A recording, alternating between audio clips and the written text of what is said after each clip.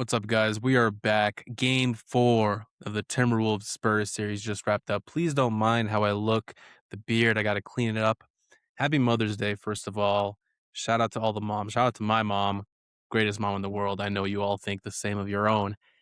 Now, the Timberwolves win game 4 in a pretty close, a 114-109 win. We got to talk about Anthony Edwards. Actually, we got to talk about Victor Wembanyama getting ejected for that elbow he put on Naz Reid, which was just a ridiculous play. If you saw it, you could talk about like that Wemby was probably fouled on that play as it was happening by Jaden McDaniels and Naz Reid, their arms all over him. In real time, it didn't look that bad, but in the slow motion, there's literally a point where you see Wemby had come to a full stop, and then he's just like right into Naz Reid's neck, which was just ridiculous. And then afterwards, where he was like, he asked Harrison Barnes, "What's that mean?" About him getting a flagrant 2, getting ejected. I'll say good effort from the Spurs for the rest of the game to really keep this interesting and close. But yeah, go back to the Timberwolves. Anthony Edwards, 36 points, 16 points in the fourth quarter, 6 of 8 shooting, 2 of 2 from 3. Um, he's just been incredible. And again, this was a series that I was like, obviously, I loved. Like the Timberwolves are a great team. They're a really fun team to watch. Ant is a great player. The Spurs are a great team. They're fun to watch. I was just worried that Ant was going to be injured. It wasn't going to be the same. I thought maybe he would come back game 3 or 4. Ant is a ridiculous athlete. He came back in game 1. He was the best Timberwolf tonight by far, and only Naz Reid was second best. Everybody else was like really, really kind of not that good. Julius Randle, I'm looking at you, but Anthony Edwards to come off 2 knee injuries, both of his knees are banged up right now. And in the first quarter, he went at the rim every single time, and this is when Wembanyama is still in the game. And then in the fourth quarter, he just kept attacking. Uh, you know, those short jumpers that he made on Fox, on Castle, the 2 threes were huge. Um, yeah, what an amazing player. What an amazing performance by him to save the season because nobody else on this Timberwolves team was serious. So yeah, shout out to Anthony Edwards for that crazy performance, keeping the Timberwolves alive. And shout out to Naz Reid for continuing to play after he got hit in the neck like that, after he also slightly rolled his ankle over Luke Cornett in this one. He was amazing. 15, 9, and 4 assists, including one in the fourth quarter where he just got in the paint and got it to Rudy, and Rudy got an and one dunk. That was really nice. Like Jaden McDaniels was not doing much. Julius Randle was not good. His counting stats don't look terrible. What is it? 12 and 8 and 3 assists and 5 of 12 shooting. 6 turnovers. Really bad. He has just been really bad this entire series. Even Io wasn't amazing. He came in clutch in the fourth quarter because they needed to put another ball handler out there because, my God, these Spurs were doubling Ant at the half court line. They were putting 2 on him every single time he had the ball after he went crazy. I believe he had that 16 points. Like that was like the first 6 minutes of the fourth quarter. And then they were like able to kind of shut him down, but just like doubling him every single time he had the ball, forcing him to call a timeout as he's falling out of bounds behind the half court line. So, I mean, the Spurs defense was really on point tonight. But the Timberwolves, thank God they win this game. I mean, it would be such a Timberwolves loss for them to lose a game where Wemby is kicked out and them to just still not make it. And yeah, shout out to Ayo Dosunmu for that bicycle kick. His calf saved the ball inbound so he could, could gain control of it on that inbounds pass. That was ridiculous. And then on the San Antonio side, like I said, man, this was a really nice performance. They had a great third quarter, the first full quarter without Wembanyama.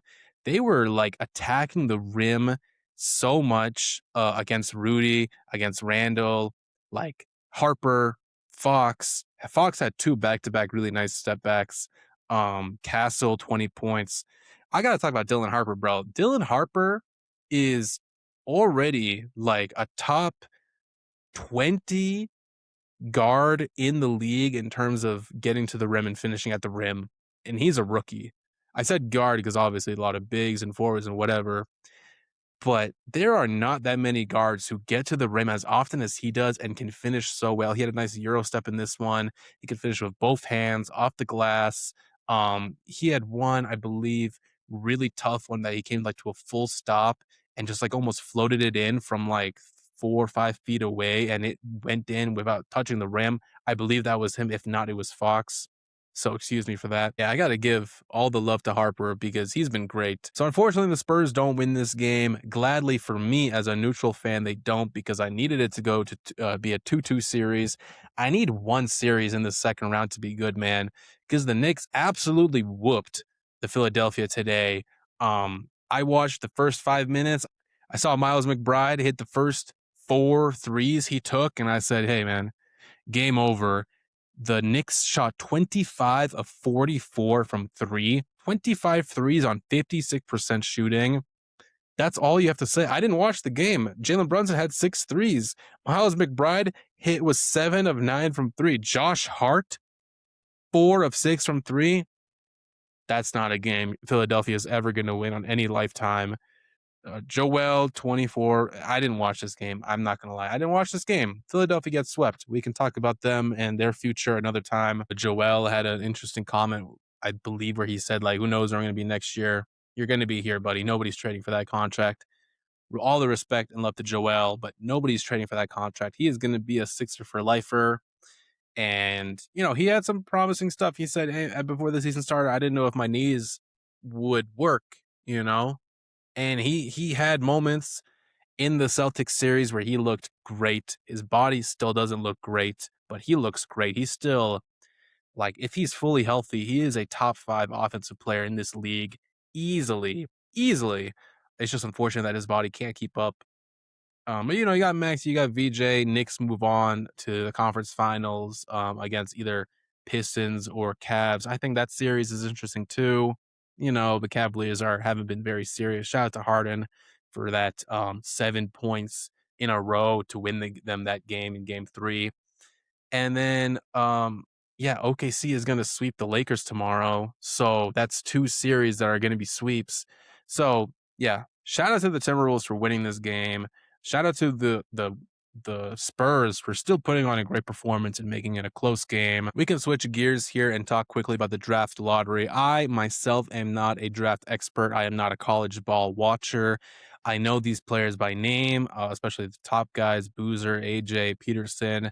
I have not watched a ton of film on them. I will try to be more, informed about all these guys going into the draft. But right now, based off the lottery results, Washington Wizards get the first overall pick. John Wall was there, their last first overall pick, and he got them another first overall pick in this one. I think, either AJ or Peterson, probably AJ alongside Trey, AD, Alex Sarr, all the other young guys on Washington.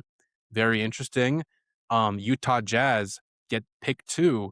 I think Darren Peterson, Keontae George, Larry Markkinen, Jaren Jackson, Walker Kessler, that's going to be a fun offensive team. Ask me how many points are going to get scored of them. I'm going to say however many the other team wants to, because the defense is not going to be good.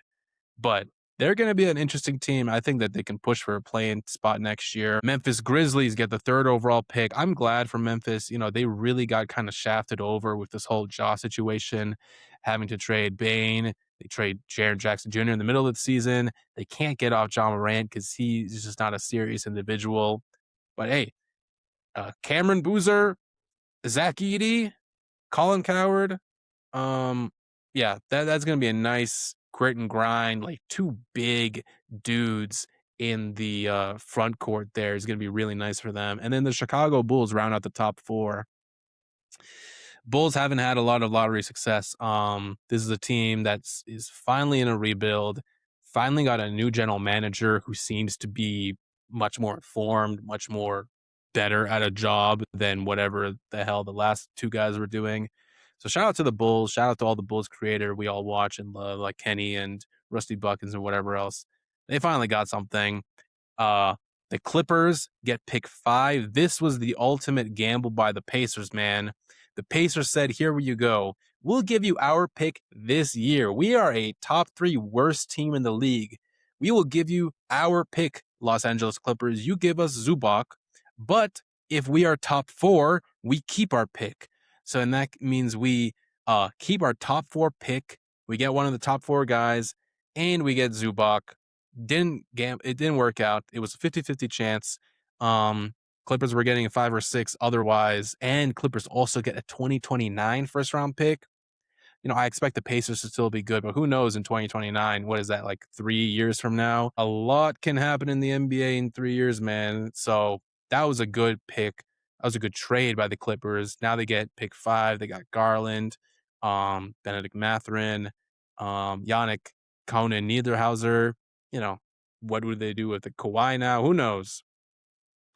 And then the big losers of this draft: Brooklyn Nets 6, Sacramento Kings 7. You guys, man, it's just unfortunate. I don't know what to tell you. Brooklyn, you had 5 picks last year. None of them really popped off. Shout out Demon. The Kings, you guys are just a terrible franchise, and you can't get rid of any of your players for anything. You can't get rid of Levine or DeRozan or Sabonis or anything. You get pick number 7, buddy. The Pelicans pick that went to the Hawks goes to 8.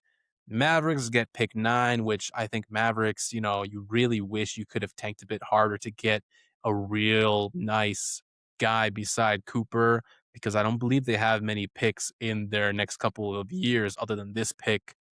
Bucks, you get pick 10, get rid of Giannis. Warriors get pick 11. Thank God you guys didn't jump up. Oklahoma City Thunder get pick 12 from the Clippers. Thank God you guys didn't jump up. Miami gets 13 and the Hornets get 14. Overall, in terms of a lottery where it is a real lottery, the balls are actually, real. Like there's no faking it or no, messing around with outcomes or anything else like people want to say. All in all, this was a pretty ethical draft lottery. Nobody really jumped up that shouldn't have, in our minds morally what team should be allowed to be in the top 4. I think all the teams in the top 4 are bad enough or have been through enough that, it's like fair. Like Pacers took their gamble. They still have a good team. They didn't get a top 4 pick. Warriors didn't jump up. Mavericks didn't get number 1 overall again. OKC, thank God, didn't jump up. Grizzlies, been through a lot. Utah, they started all this stuff with the tanking and whatever. They reignited that conversation. So maybe, them getting 2 was, divine intervention to not get 1. And then Washington, you've been terrible forever, and yet you still made win now trades in the regular season. And our God, Adam Silver, said, "Here you go. You get number 1 overall." So yeah, that's the draft lottery. That's the second round. Second round, pretty mid so far, outside of Spurs, Wolves. But shout out to the Wolves. Shout out to Ant again. 36, 16 points in the fourth quarter to win the game for his team. Yeah, shout out to the Sixers for getting swept. And yeah, take care.